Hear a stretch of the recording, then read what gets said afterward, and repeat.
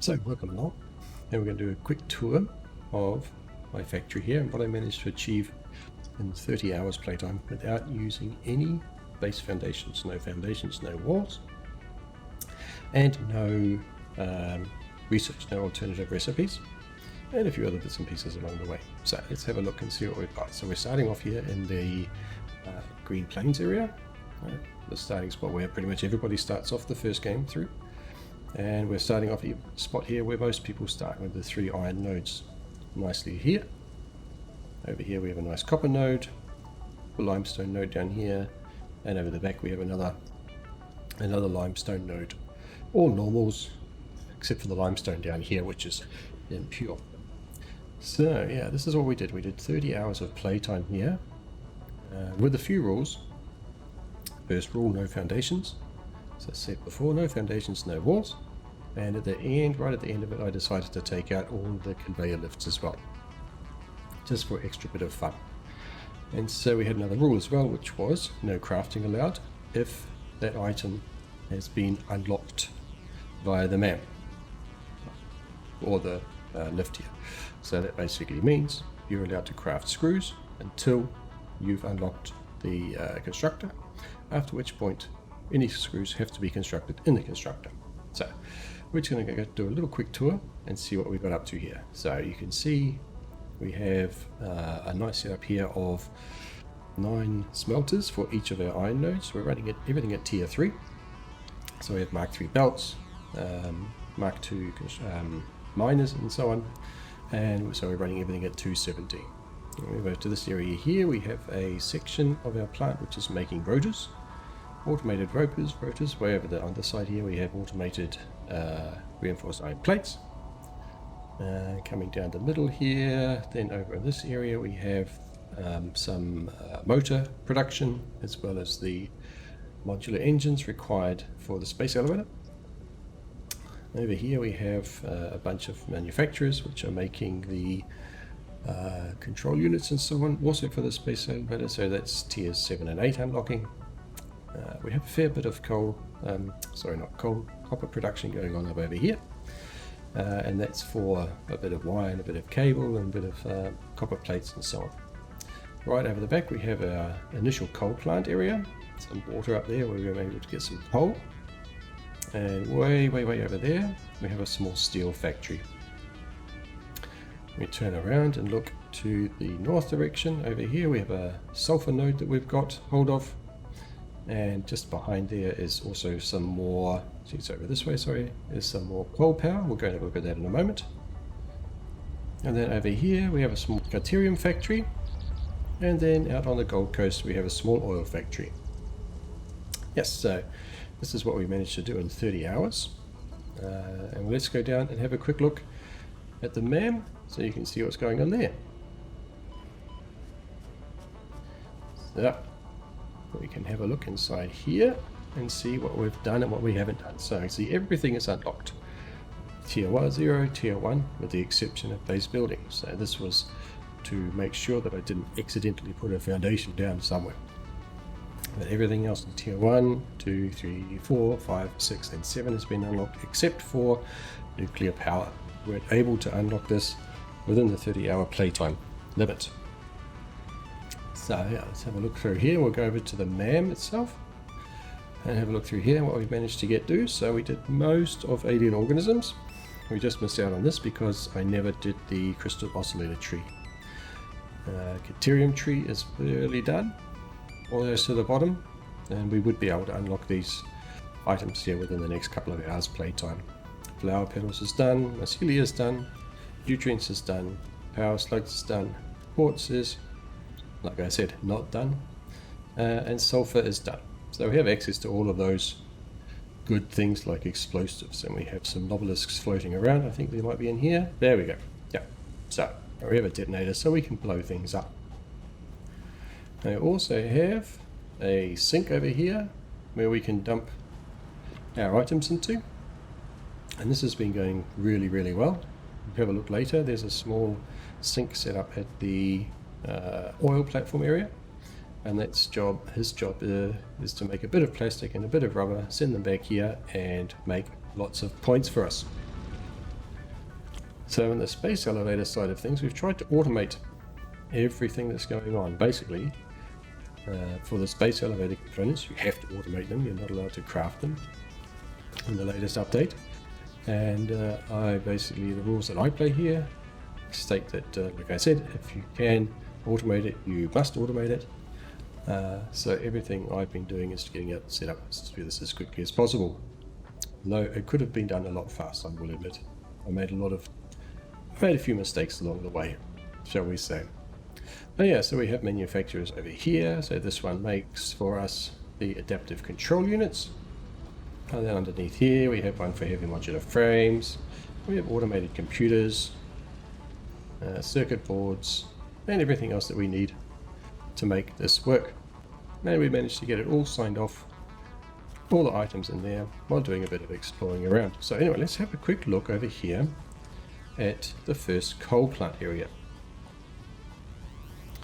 And initially, of course, when you start off, in your world you don't have coal, you start off with biomass. And the best thing you can do is get yourself a bunch of biomass burners, stick them all together, which is what I did over here. And this is my small backup biogenerator system. So I've got 10 biogenerators here. So I have 300 megawatts available, and I can plug them straight from here into my main circuit whenever I want, if I need a bit of extra power. Or if I need to, for whatever reason, kickstart my water pumps over here. And the way I tend to do this is once you get coal set up, or once you get coal available, you can build yourself a nice mess like this. Bit of spaghetti, but that's because there's no foundations there. Otherwise you'd make it all look nice and pretty. So without foundations, we have to do it like this.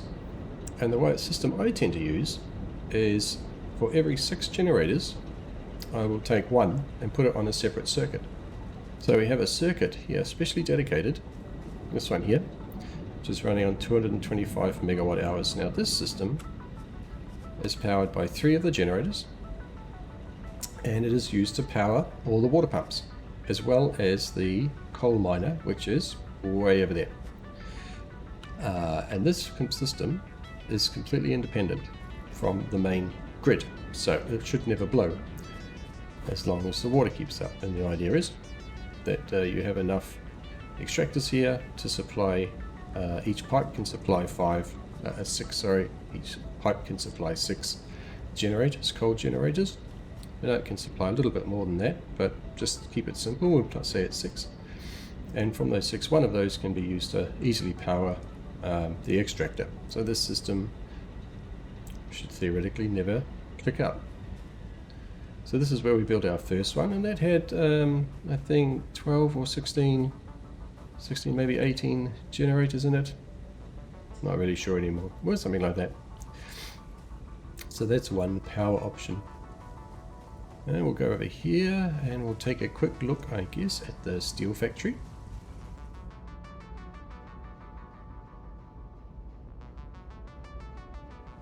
So here we are at the steel factory. It's a very simple setup.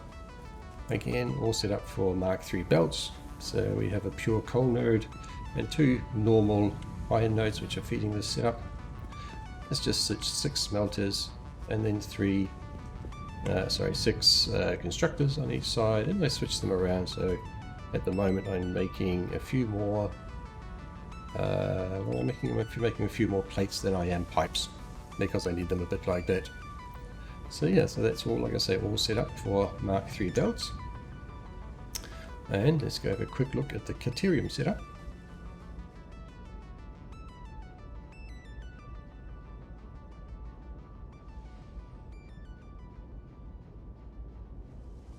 So here's our Caterium setup, a quick wire setup, and it's a single pure node, I believe it is, just over there by the waterfall.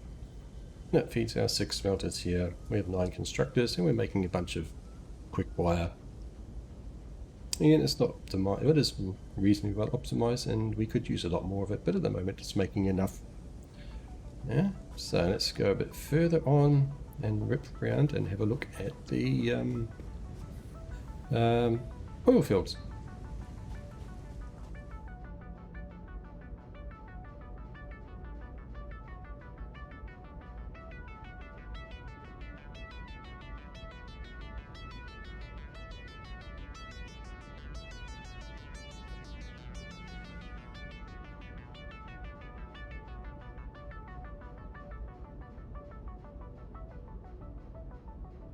So, and here we are at our very, very small oil platform. Now basically all we're doing here is, the idea was to have 3 refineries running. We only actually got 2 running because when I came out here to build this, I didn't bring enough sheets with me to make all the pipes. But anyway, it was enough. So we have one just making rubber, and the other one which is making plastic. The heavy oil residue goes in here, and then we have a sink over here which is chewing up all of that which is coming out there. And this was a godsend. We set this up around about the 18-hour mark, I think it was, and for the next 6-8 hours this just generated bucket loads of points. At one point we had 36 coupons waiting for us, which actually at the end saved me, because using those 36 points, or even, it was even more than that, I was able to buy a few of the things I needed to sign off the last milestones where I needed aluminium stuff, which I haven't obviously have any aluminium production, but all the plastic and rubber that came out of these two was enough to build all of the items required for the space elevator. So now we're going to take a little ride back here on the belt, and we'll go and have a look at the secondary power facility.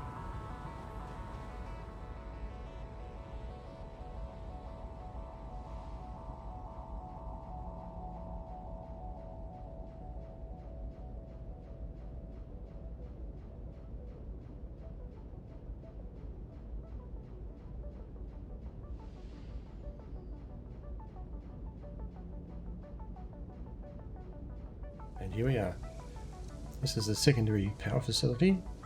This is where I intended to build quite a bit of my coal power, and if I'd known that this was the area was here at the start, I would have built all my coal power here and not at the one I showed you way back at the beginning of the video. This is a great spot because there are 4 nodes here, 4 normal coal nodes, and loads of water. So if you're doing a build and starting off down here and you want a good location for some water and some coal power, this is it. You don't have to pump it very high, and like I say, there's bucket loads of water there. So let's go down and have a quick look. Again, this is with no foundations, so it makes the laying of the pipework and stuff out on the pumps and the water interesting. And there's a little trick you can do there, which we'll go and have a look at. Because you can't place power poles in the water, however, you can place them on top of bins. So out there in the water is a bin. Put the bin at the bottom of the water, you raise it up until it sticks out of the water. You take a power line from here, or from wherever you can find one, like this, and you put it out, and with a bit of trickiness you can land it on top of the bin out there, and that's the only way to get power out there, and also to lay the pipes down if you're doing a build with no foundations. Exactly, so over here we have a nice setup with all of our pumps and pipes and generators.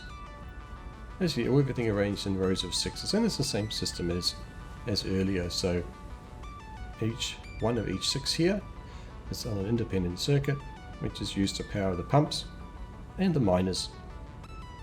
And the same thing applies, hello doggo, same thing applies over here. So we have another 18 over here, bunch of 6 here, 3 and 3, and 6 up the top, and one of each of those is also on a separate circuit. So if we actually look over here, we can see the 2 power circuits. So if you remember from the first one, we had a 225 megawatts, and down here we have 375. So because we have 1, 2, 3, 4, 5 coal generators specifically set to do all the pumping and all the miners, and as you can see, that quite easily covers all of that work that we need to do. And then on our main line we have 3000 megawatt hours, which is the other generators here combined, as well as the 12 or so from the first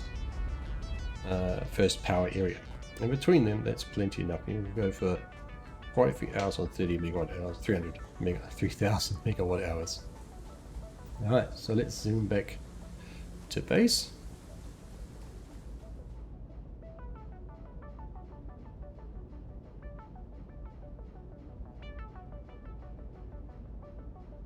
Yeah, just before we go back to where we started from, this is the normal limestone node, which is just making a bit of excessive concrete for me. I mean, lucky enough in this build that I haven't needed much concrete, of course, because I have no foundations or wall.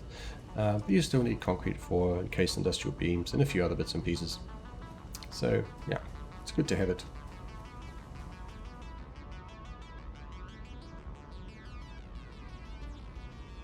So there we go. Quick summary, quick tour of what you can do in 30 hours.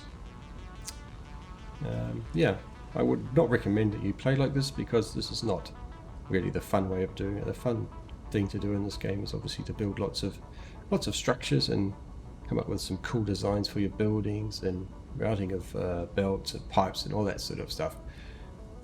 I hope I have another playthrough where I'm up to 260 odd hours going through, and that's quite different to this one. So I just wanted to try something different, see how far you could actually get without doing it, without having the foundations. So that's what I did, and yeah, I hope you enjoyed that. If you want to, this video is part of a list where you can watch all of the videos through the whole process of building this factory, if you really want to go and watch that. Otherwise, if you have any questions or comments, you can leave them down below, and I'll get back to you as soon as I can. Okay, thanks very much for watching. Bye bye.